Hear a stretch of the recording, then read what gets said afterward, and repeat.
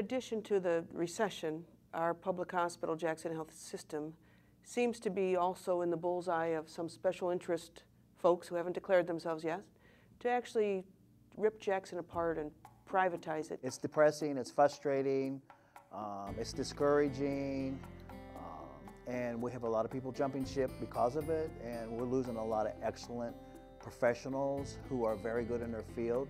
Those workers have some of the hardest jobs at that hospital, some of the highest standards, and yet they are targets because it's tax funded.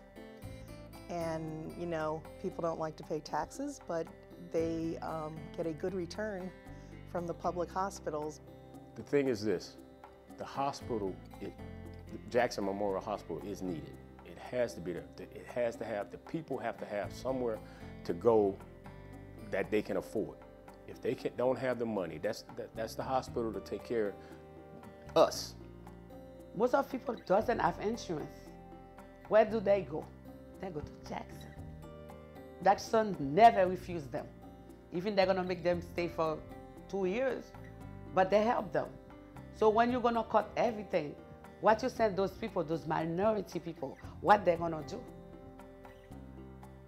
What they're gonna do? The people, the public, we're losing out because there are things we do that private hospitals don't do that we do very well, especially here in Miami.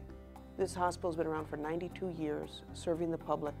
At times when other hospitals run, whether it was the flu epidemic in the 1900s, early 1900s, when it first originated, or whether it was the AIDS crisis in the 70s and 80s, other hospitals wouldn't take those patients. Jackson opened its arms and is on the cutting edge of a cure, you know, cutting edge of spinal cord rehabilitation, trauma, burns, not to mention just the regular care for patients who don't have health care insurance.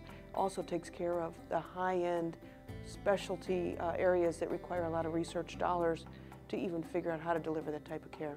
The bottom line is this: if the administration and the Congress and you know state legislators and everybody look and do what is right and start listening to the employees at Jackson, they'll tell them how to cut this and cut that without cutting these individuals' salaries.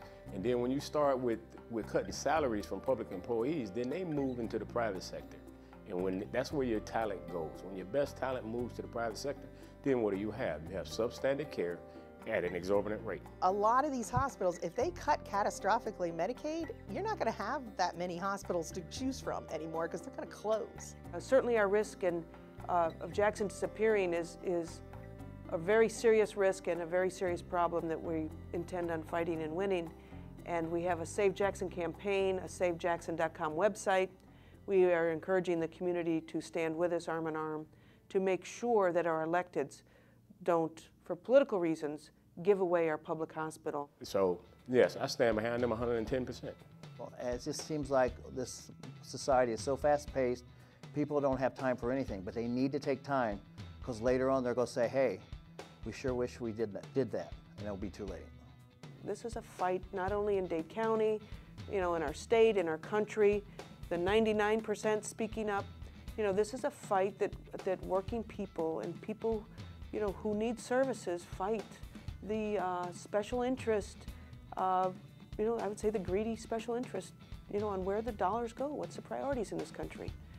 And, you know, as a nurse and a healthcare worker, you know, it takes a team. There's a team of us elected at Jackson that, you know, primarily on a volunteer basis, want to stand up and help this community secure their public hospital for the future. We feel it's our responsibility.